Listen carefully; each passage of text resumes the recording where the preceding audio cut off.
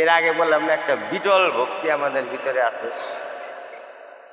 ও ওইটা হচ্ছে ভাব দেখা, মানি না তো কিছু ভক্তির বেলায়, কিন্তু আমি আপনার থেকেও করে অনেক কিছু একেবারে নানান পাইলে ভক্তি করে বিনাশ করে ভালো লাগে, কিন্তু একটাও তো মানি না। এটা শাস্ত্রের কথা বললে একটু বিটকাল বিটকাল ভাব হয়। এটা আমি আমার ভাষায় আপনাদের মনের গভীরের কথাগুলো বলার চেষ্টা করছি, যে এসব না মানে যে বা করে কৃষ্ণ ভক্তি, কৃষ্ণ ভক্তি ঠিকই করে, মানে না কিছু। শাস্ত্রের কথা না আমার কথা, হয়তো কবেন যে ওই যে একটা পাঠ করে গেল, কি একটা কথা কইলো ব্যক্তি, মানে বেশি একটা জুত হইল না, তাই হবে না বিষয়টা, তাই মনে হবে না? কথা কিন্তু আমার না, বলছে সব না মানে যে বা করে কৃষ্ণ ভক্তি। বারবার বলছি চৈতন্য চরিতামৃতে কৃষ্ণদাস কবিরাজের কলম, এইগুলিকে এখানে জোর দিয়ে কেন বলা হচ্ছে? যারা একবার এখানে আসছে তাদেরকে আরেকটু এগিয়ে নেওয়ার জন্য একটু করা কথা। এটা অন্য জায়গায় বলে তো কাজ হবে না, বলে যদি একটু তার ভিতরে একটুখানি কৃপার সঞ্চার হয়, একটু যদি প্রেম আসে, একটু যদি আচরণ বিধিতে মনোযোগ দেয়, তার জন্য কিন্তু বলা বাবা, নইলে আমার একটু অপরাধ, কারো কাছ থেকে আমি একটু এর জন্য ইস্যু পাবো, মানে অভিশাপও পাইতে পারি। দেখো এত ঝামেলা করলে কি কীর্তনে যাওয়ান যাবো? এটা করা হয়ে যাইতেছে না, গেলাম কীর্তন করলাম, আইসে বললাম প্রসাদ পাই। শাস্ত্র কথাতে কি বলছে একটু ভিতরে নেই। এসব না মানে দেবা করে কৃষ্ণ ভক্তি, কৃষ্ণ কৃপা নাহি তারে, নাহি তার গতি, তার কোনো গতি নাই। এই সমস্ত কথার একটা লাইনে সিদ্ধান্ত দিয়ে গেছেন যে কোটি কল্প কাল যদি কোনো নাম সংকীর্তন তথাপি নাহি মিলে প্রতির প্রতিনিধ। কেন মিলবে না? এই সব না মানবে। পূর্বে জয়সে জরাসন্ধ আদি রাজগণ, বেদ ধর্ম করি করে বিষ্ণুর পূজা, কৃষ্ণে নাহি মানে তাতে দৈত্য করি মানি, চৈতন্য না মানিলে তারে দৈত্য করি জানি। এর থেকে আর কত পরিষ্কার ভাবে বলে, পূর্বে জয়সে জরাসন্ধ আদি দেবগণ, জরাসন্ধ, শিশুপাল, দন্তবক্র, তারা কি কম সম ছিল? তারা যদিও বড় বীর ছিল, বেদ ধর্মকে তারা মানত, বেদের যা কিছু ধর্ম আছে বেদ ধর্ম করি করে বিষ্ণুর পূজন, তারা বিষ্ণুর উপাসক ছিল, কিন্তু মানে নাই কাকে? কৃষ্ণে নাহি মানে তাতে দৈত্য করি মানে, কৃষ্ণকে তারা মানে নাই, সেই জন্যে কি তারা দৈত্য। তারা কিন্তু বিষ্ণুর উপাসক, তারা কিন্তু বেদের ধর্মকে মেনেছে। আমরা যেমন বেদকে মানে উপলক্ষ করে চলি, বেদের ধর্ম মানি, কিন্তু মানে নাই কাকে? কৃষ্ণকে। কথার অর্থ কি? ওই যুগে কৃষ্ণ অবতার হয়ে আসছে, কিন্তু কৃষ্ণকে তারা মানে না, করে গোপের ঘরের গোয়াল, গরু চড়ায়, চুরি করে, ননি খায়, কিশোর ভগবান গোয়াল আসেন, কৃষ্ণকে মানে নাই। শিশুপালে 100টা গালি দিচ্ছে, তাই না? জানেনি সব, আলোচনা করতাম। চৈতন্য না মানিলে তৈছে দৈত্য তারে জানি, মানে বলছে কৃষ্ণে নাহি মানে তাতে দৈত্য করি মানি, চৈতন্য না মানিলে তৈছে দৈত্য তারে জানি। যারা আমার চৈতন্য দেবের মহাপ্রভুর এই ভাবকে না জেনেছেন, না মেনেছেন, তারা ওই দৈত্য বংশ, শিশুপাল, দন্তবক্র। যদিও তারা ধর্ম উপাসক, যদিও তারা বিষ্ণুকে মানে, নারায়ণকে মানে, ভগবানকে মানে, পূজা পার্বণ করে তারা অনেক কিছু করছে, কিন্তু তারা দৈত্য কেন? আমাদের এই যুগের যে যুগ অবতার, তার যে নিয়ম নিষ্ঠা নীতি, এইগুলিকে আমরা মানলাম না। একটা ফোঁটা দিতে আমার লজ্জা করে, একটা মালা দিতে আমার সংকোচ হয়, ইংরেজদের ড্রেস পরে বেড়ায়, কিন্তু ধুতি পড়তে আমার একটা ঝামেলা তৈরি হয় বয়স হওয়ার পরেও। চ্যাংরা বাংলাদেশ ছেড়ে আসা নেই, এরকম বয়স হয়ে গেছে, সত্যি দেখো কি একটা বিষয়। এটা মহাপ্রভুকে এই শিক্ষা দিচ্ছে আমাদেরকে। আমাদের আশাক, পোশাক আশাক, ব্যবহার, চলন বলন, আহার বিহার, এর উপর কিছু সংস্কার করে তিনি বৈষ্ণবীয় ভাবধারার মাধ্যমে কলিজীব জগৎকে শিক্ষা দিয়ে গেলেন যে তোমরা এইভাবে চলো। কিন্তু আমি মানলাম, যদি না মানি তাইলে আমি কি বলেন শাস্ত্রের ভাষায়, আমি কি হইলাম? যদি আমি সেই নিয়ম নীতি না মানি তাহলে আমি কি? দৈত্য, অর্থাৎ অসুর। এটা কিন্তু শাস্ত্রের কথা, যে কৃষ্ণ নাহি মানে তারে দৈত্য করি মানে, চৈতন্য না মানিলে তৈ সে দৈত্য তারে জানে। তাহলে দৈত্য খোঁজার জন্য সেই ওই জায়গায় যাইতে হবে না, এইখানেই আছে দৈত্য, এই যে আমাদের। কারণ আমি একটাও মানব না, কিন্তু আবার এইদিকে আছি জয় নিতে। তাহলে তাহারাই দৈত্য যারা এই যুগ ধর্মকে যারা অবমাননা করে, যারা কলিযুগের ধর্মকে মানে না, তাদেরকে চৈতন্য চরিতামৃতে দৈত্য অসুর বলে সংজ্ঞায়িত করে গেলেন। শাস্ত্রের কথা, এটা কিন্তু আমার বাক্য নয়। যদি শাস্ত্র না মানি তাহলে কোনো কথা নাই, আপনার মতো আপনি চলতে থাকেন, নিজে নিজে যত বড় হন কোনো সমস্যা নেই, হইতে পারেন। কিন্তু চৈতন্য চরিতামৃতে বললেন কৃষ্ণ নাহি মানে তারে দৈত্য করি মানি, চৈতন্য না মানিলে তার তৈসে দৈত্য করি জানি। এবার চৈতন্য দেবের আদর্শই ভাবাদর্শই জানলাম না, তিনি কে, হু ইজ হি, সে কি নিয়ে আসলে, কি দিতে চাইলেন কলিযুগের এই পাপা হতো আত্মভোলা স্বরূপ ভোলা স্বার্থ সমৃদ্ধ জীবদের জন্য তিনি কি কৃপা করলেন। তিনি হচ্ছে অযাচিত ভাবে না চাইতেও যাহা দান করতে আসলেন সেটি হচ্ছে সূর্যের আলোকের ন্যায়। সূর্যের আলো কিন্তু একইভাবে কিরণ দিয়ে যায়। আমি যদি গুহার মধ্যে গর্তের মধ্যে ঢুকে থাকি, আমি কি সূর্যের আলোটা পাবো? পাওয়া কিন্তু যাবে না। সেই জন্য বলছে কি, পাত্রাপাত্র বিচার জ্ঞান নাহি করে আপামর সবাইকে তিনি প্রেম দান করে গেলেন। কিন্তু আমি তো মুখটা ঘুরিয়ে আছি উল্টা দিকে, আমি তো গর্তের মধ্যে রয়ে গেছি, তাহলে আমি কি করে সেই প্রেমটা পাবো? একটা কিছু সংগ্রহ করতে গেলে তো পাত্রের প্রয়োজন। পাত্রটা যদি উল্টা করে রাখা হয়, একটা বালতি যদি আমি উঠানের মধ্যে উল্টা করে রেখে সারা রাত বর্ষণ হয়ে গেলে জল কি ধরবে? সেখানে সব জল বেরিয়ে যাবে। সেই জন্যে বলছে কি, এই দেহরূপ পাত্রটাকে আগে কৃষ্ণমুখী করে তুলতে হবে, নাহলে এই কথা শুনে কোনো লাভ নাই।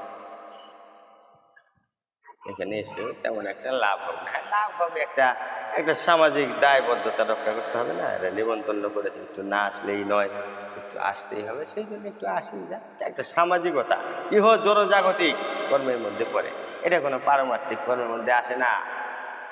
তাহলে এই যে কথাগুলি দেখেন কত গভীর কথা শাস্ত্রের মধ্যে বলে গেছে, যে পূর্বে জৈসে তোরা সন্ধ্য আদি রাজ ওখানে বেদ ধর্ম করি করে বিষ্ণুর পূজন, বিষ্ণুর উপাসক শিবের উপাসক বড় বড় দেবদৈত্যরা কার উপাসনা করেছিলেন?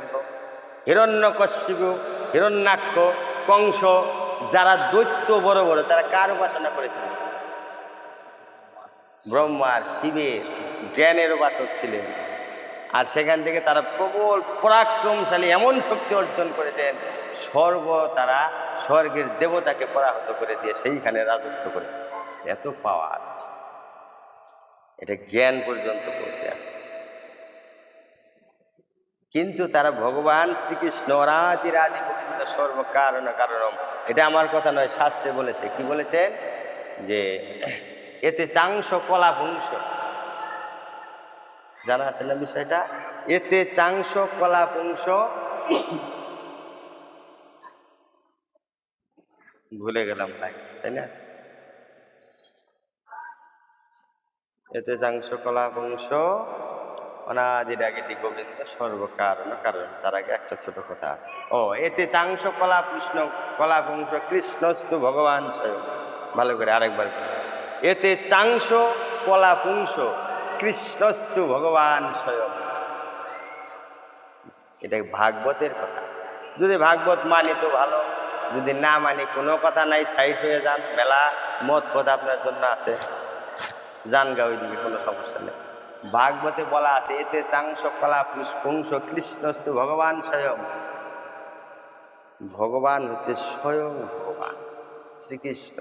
আর যাহা কিছু অবতার ব্রহ্মা শিব নারদ আদি যত কিছু আমরা দেখতে পাচ্ছি, এগুলো হচ্ছে তার কলা অংশস্বরূপ। যদিও তারই সেই ঐশী শক্তি, কিন্তু পূর্ণ শক্তি সর্বকারণ কারণ। সমস্ত কারণের কারণে একটাই হবে, অনাদির আদি গোবিন্দ ভগবান শ্রীকৃষ্ণ। আর এই কৃষ্ণকে যারা মানলেন না ওই সময়ে, তাদের জড় জাগতিক বৈজ্ঞানিক জ্ঞান বুদ্ধির দ্বারায়, তাদের ক্ষমতা প্রাচুর্য ঐশ্বর্যের দ্বারায় তারাই দৈত্য, তারাই অসুর। এটা আমার কথা নয়, চৈতন্য চরিতামৃতের কথা, যে কৃষ্ণে না মানি, কৃষ্ণে নাহি মানে তাতে দৈত্য পরিমাণ। কারণ ওই যুগের অবতারকে বোঝা তাদের পক্ষে সম্ভব নয়। আবার তাকে বুঝতে গেলে একটু প্রেমের রাজ্যে যেতে হবে, ভাব রাজ্যে যেতে হবে, নইলে বোঝা যাবে। তারা তো বিষ্ণুর উপাসনা করছে, বেদকেও তারা মানছে, তারা সব জানে একেবারে শাস্ত্র, কিন্তু তাদেরকে দৈত্য বললেন। সেই জন্যে ভগবান শ্রী চৈতন্য দেব কি করলেন, এদেরকেও কৃপা করার জন্য তিনি একটা বেশ নিলেন, সন্ন্যাস বেশ। যদিও একটা সন্ন্যাসী বেশ নিলে, একটা ভাব ভঙ্গি ধরে গেলে মানুষ একটু কিন্তু তার কাছে মাথা নোয়ায়, তাই না? সেই জন্য দেখেন শাস্ত্রে বললেন, মোরে না মানিলে সব লোক হবে না, এই লাগি কৃপার্দ প্রভু করিলা সন্ন্যাস। আমাকে যদি না মানে তো মানুষ নাশ হয়ে যাবে, ধ্বংস হয়ে যাবে। সেই জন্যে তিনি কৃপা করে সন্ন্যাস ধর্ম অবলম্বন করলেন। কারণ ওই সময় মায়াবাদী সন্ন্যাসীদের, জ্ঞান যোগীদের প্রবল ক্ষমতা।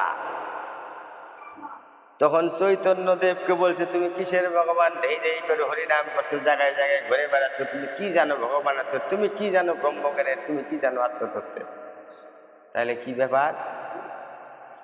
এই জন্য সে কি করলেন, তাদের সঙ্গে মিশতে গিয়ে ভক্তি সিদ্ধান্ত সরস্বতী ঠাকুর ব্যাখ্যা দিলেন যে ওই সময় সব থেকে বড় পণ্ডিত প্রবর ব্যক্তি যিনি ছিলেন, তার নাম হচ্ছে প্রকাশানন্দ সরস্বতী ঠাকুর। ওই প্রকাশানন্দ এত বড় জ্ঞানী ছিলেন, এত তার বেদে এত ক্ষমতা ধর্মশাস্ত্রে, ওইখানে চৈতন্যদেব অবতার হয়েও তার কাছে সহজ পাত্তা পায়, এত শক্তি। বলেন কি জান, হ্যাঁ, দিগ্বিজয় পণ্ডিত। তারপরে আর তারপরে স্টেপ ভালো কথা, এইখান থেকে শুরু হইল। ওই সময় মহাপ্রভুর অতটা প্রসার হয়। ওই প্রকাশানন্দ সরস্বতী তখন যোগ ধর্ম অবলম্বন করে, তিনি তখন জ্ঞান মার্গে রয়ে গেছে। আর মহাপ্রভু এই যুগে আসলেনই হচ্ছে ভক্তি ধর্ম প্রচার করার। এইটা প্রচার করতে গিয়ে বেদ ধর্ম কিন্তু এইখানে উপেক্ষিত হয়ে যায়। ব্রজভাবে যদি আমরা চলে যাই, কৃষ্ণ যে ভাবটা প্রকাশ করলেন, আমাদের স্বাভাবিক জ্ঞানে কি ধরা পড়ে, উনি একজন ভ্রষ্ট পররমণী পরস্ত্রী নিয়ে তিনি নৃত্য করেছিলেন। তিনি বাঁশি বাজিয়ে সেই গোকুলের সেই ব্রজ গোপীদেরকে ডেকে নিয়ে এসেছিলেন। এসে অন্ধকার রাত্রির মধ্যে লীলাবিলাস করে কত নাচ টাচ করে চলে গেল। কিন্তু ওটা কি হলো বিষয়টা, সামাজিক চোখে এটা ভুল, অসামাজিক, অ্যান্টি সোশ্যাল ক্রিয়াকলাপ।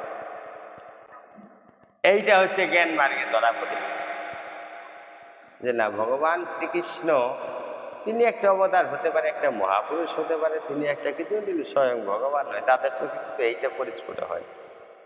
এটা বিভিন্ন জায়গায় পরিচয়ের ফলে আমি যতটুকু জানতে পেরেছি, না, তার ক্রিয়াকলাপ স্বয়ং যে অনাদির আদি গোবিন্দ, তিনি সেই পরব্রহ্ম, যিনি নির্বিকার, যিনি যার কোনো আকার নেই, আকৃতি নেই, যিনি হচ্ছে অদ্বয় পরম তত্ত্ব, সেই আকৃতি নিয়ে তিনি আসতে পারেন না। কারণ তিনি এখানে অনেক মানবের ক্রিয়াকলাপ করেছেন। এই জায়গাটাই হচ্ছে তত্ত্বজ্ঞান। কেন তিনি এই ভাবটা করলেন, এই সৃষ্টিটা কে করলেন? সেই নিরাকার ব্রহ্মের থেকে সৃষ্টিটা হলো। সৃষ্টি করার পরে তার মনে একটা স্বাদ জাগলো যে আমিও এই সৃষ্টি লীলার রসকে আস্বাদন করবো, আমি সেইখানে যাব। ঠিক মুসলমান ধর্মে একই তত্ত্ব ব্যক্ত করা আছে যে আল্লাহ তিনি কখনো একটা মানুষ রূপে, একটা মূর্তি রূপে তিনি আসতে পারেন না। সেই জন্য তাদের মূর্তির প্রতি কিন্তু একটা হিংসা, তাই না? তারা আমাদের এই ধর্মটাকে তারা খুব একটা গুরুত্ব দেন না, কারণ তারা ওই জায়গাটায়। কিন্তু যেহেতু ভগবান সর্বশক্তিমান, যদি তিনি সর্বশক্তিমান হতে পারে, তার সর্বশক্তি থাকতে হবে। তিনি যদি ইচ্ছা করেন যে শক্তি প্রকাশ করার, সেই শক্তি তিনি প্রকাশ করতে পারে, তাকেই বলা হয় সর্বশক্তিমান। নইলে তার সর্বশক্তিমানতার মধ্যে আমাদের সন্দেহ থেকে যায় যে এইটা তিনি করতে পারেন না। তিনি মানুষ রূপে আবির্ভূত হতে পারেন না, মানুষের মতো লীলা খেলা করতে পারেন না, না কথাটা প্রযুক্ত ভগবানের কাছে হতেই পারে না। এই জায়গাটা হচ্ছে জ্ঞানবাদী আর ভক্তিবাদীর মধ্যে পার্থক্যটা রয়ে গেছে। ইহ জগতের কোনো কিছুই তার প্রয়োজন নাই, না কোনো ফুলচন্দন, না কোনো প্রসাদাদি, না কোনো সেবার বিষয়। আছে কি প্রয়োজন? তিনি কি কিছু খায়? তার কি ক্ষুধা তৃষ্ণা আছে? নাই। তিনি ভগবান অর্জুনকে এই ধরনের জ্ঞানী দিয়ে গেছিলেন। তুমি যোগী হও, তুমি জ্ঞানী হও, তুমি ভক্ত হও, প্রত্যেকটা কথাই অধ্যায় অধ্যায় তাকে বলে গেছে। এটা জীব জগৎকে শিক্ষা দেওয়ার জন্য তিনি বলে গেছেন। কিন্তু সব থেকে ভগবান বাধা পড়ে গেছে ভক্তের কাছে। ভগবান ভক্তের অধীন হয়েছে, কিন্তু কোনো যোগী মুনি ঋষি কোনো জ্ঞানের অধীন ভগবান হয় নাই। ভক্ত ভগবানকে পেতেছে কোমরে তরিতে। শাস্ত্রে তিনি নির্দেশ দিয়ে গেলেন কি? ভক্তাধীন ভগবান। ভগবান বলেছেন ভক্ত হচ্ছে আমার থেকে আমার ভক্ত বড়। ভক্ত আমার অধীন। ভক্ত যদি আমাকে খাওয়ায় তবে আমি খাই, ভক্ত যদি সেবা না দেয় আমি উপবাসী যাই। দেখেছেন? তাহলে ভক্তের কাছে এই যে বিষয়টা, এই যে ভাব, এটা কিভাবে বোঝা যাবে? পিতা মাতার যে সন্তানের সঙ্গে একটা প্রেম, এটা দিয়ে আমরা বুঝতে পারবো। বোঝা যাবে না? একটা সন্তান, ছোট বাচ্চা, তার সঙ্গে বাবার কিরকম একটা ভালোবাসা, ওই জায়গাটায় কি কোনো আইন কানুনে নিয়ম নিষ্ঠা কাজ করে কি? কিচ্ছু কাজ করে না। আমার সন্তান যদি আমার বুকে লাথিও মারে, ওই দোষ কি আমি ধরবো? এখানে ধরি না। আমার সন্তানের জন্য আমি বিস্কুটের প্যাকেট নিয়ে আসলাম, আমি তাকে হাতে দিলাম, আমি আবার হাত পেতে চাই, একটা বিস্কুট দাও তো বাবা, চাই না? আমার কি বিস্কুট খাওয়ার দরকার আছে? বাবা ভালো করে দেখেন, দরকার আছে কি? আমি বাজারে বিস্কুটটা কিনে খেতে পারতাম না? কিন্তু ওই তার হাতে দিয়ে সে যদি আমাকে দেয় নাকি, আমাকে ভালোবাসে কিনা, ওই আহার্য বস্তুটা আমাকে প্রদান করে কিনা, এইটা দেখার জন্য আমি হাত পেতে সন্তানের কাছে চাই, আমাকে একটা বিস্কুট দেয় বাবা। কোনো বাচ্চা এবার দেয়? যে সন্তান ওই খাদ্য আহার্য বস্তুটা পিতার হাতে তুলে দেয়, ওই পিতা কিন্তু খুব সন্তুষ্ট হয়। তারপরে কি করে? বিস্কুটটা আবার সন্তানকে দিয়ে, না বাবা তুমি খাও। তদ্রূপ ভগবানের জন্য আমরা যে সেবাটা দিই, উনি খায়ও না, কিছুই না, উনি দেখতে চায় ইহ জগতে যা কিছু তোমরা গ্রহণ করে আসলা, যা কিছু নিয়ে আস্বাদন করে বড় হয়েছ, সবই তো আমার দেওয়া, ফুল ফল জল বায়ু অক্সিজেন যা কিছু, কিন্তু আমার জন্য অর্পণ করার মতো তোমার মন আছে তো? দেখি তুমি যা সেবা করো আমাকে একটু দাও, আমি একটু চাই তোমার কাছে সেবা পেতে চাই, দেখি দাও কিনা। কেউ দেয়, যারা আপনাদের ভক্ত মতো ভক্ত তারা দেয়, কিন্তু আমি তো দিব না, কারণ আমার ভিতরে জ্ঞান আছে, উনি তো খায় না, আমি দিব কে? আমি জিনিসটা নষ্ট করবো কে? তার থেকে একটা গরিব মানুষকে দিয়ে দিব, উনি খাইয়ে একেবারে আকাশ উঠে যাবে গা, আমার একটা পুণ্য হয়ে যাবে গে একটা। এটা হচ্ছে জ্ঞান মার্গের কথা, ভালো করে ফলো করবেন। এটা না বুঝলে এই ভক্তি মার্গে চলার কোনো মানেই হয় না, এটা বাদ দিয়ে দিতে হবে। তাহলে এর অর্থটা কি? ভগবানের ওই বস্তুটার দরকার নাই, পিতারও যেমন ওই বিস্কুটটার দরকার নাই, সে শুধু দেখতে চায় আমারই দেওয়া বস্তু। যখন মাতৃগর্ভে ছিলাম আমার খাওয়ার ব্যবস্থাটা ভগবানই সেখানে করে রেখেছে। মাতৃগর্ভের দুধের ভিতরে মাতৃস্তন দুগ্ধে কি পরিমাণ কি বিষয়টা আছে, কত পরিমাণ কি আছে, ওই কম্পোজিশনটা এখন ডাক্তাররা আবিষ্কার করতে পারে। ওখানে বাচ্চার খাদ্যের মধ্যে লেখা থাকে কি, যে mother milk is the best, এই খাদ্যের থেকে মায়ের দুগ্ধটা হচ্ছে ভালো। ওই রকম এখন তৈরি করতে পারে, কারণ এটা সম্ভবই না, যতই আমাদের জ্ঞান বিদ্যা বুদ্ধি হোক। ওটা কে তৈরি করেছে? ভগবান, যে আমার এই পৃথিবীতে আসার আগে তিনি সৃষ্টি করে দিয়েছেন আমার আহার্য সামগ্রী। সে যদি একবার হাত পেতে আমার কাছে খেতে চায়, তাকে যে একটা কিছু দিয়ে থাকি, তার যদিও প্রয়োজন নাই, কিন্তু সে আমার ভাবটা সে আস্বাদন করতে চায়। আমি তাকে কত ভালোবাসি সেটা সে দেখতে চায়।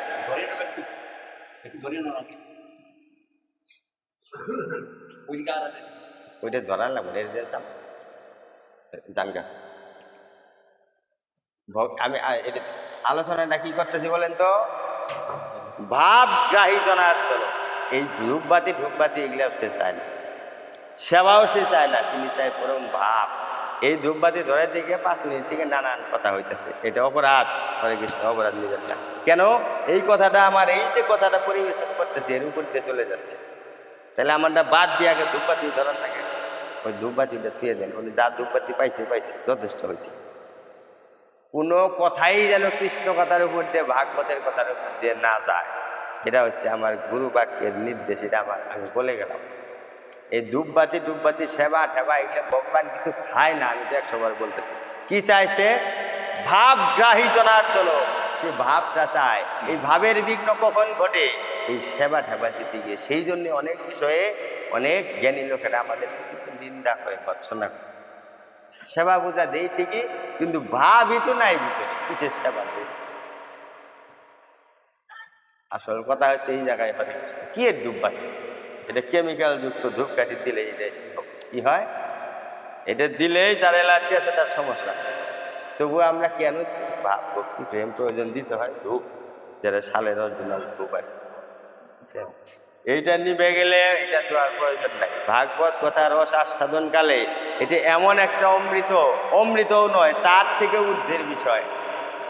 অমৃত তো দেবতারা পান করে অমর হয়, কিন্তু একবার এই কৃষ্ণ কথার এই রস যে আস্বাদন করতে পারে, তার কাছে এই অমৃত তুচ্ছ হয়ে যায়। এই অমৃতও তার কাছে কিছু নয়। যেটা খেয়ে আমি দেবত্ব প্রাপ্ত হব, দেবতার মতো ক্ষমতা শক্তি সম্পন্ন হব, সেটাও কৃষ্ণের কাছে কিছু নয়। যে কৃষ্ণ প্রেম রস আস্বাদন করলে ব্রহ্মা পর্যন্ত থেমে যায়।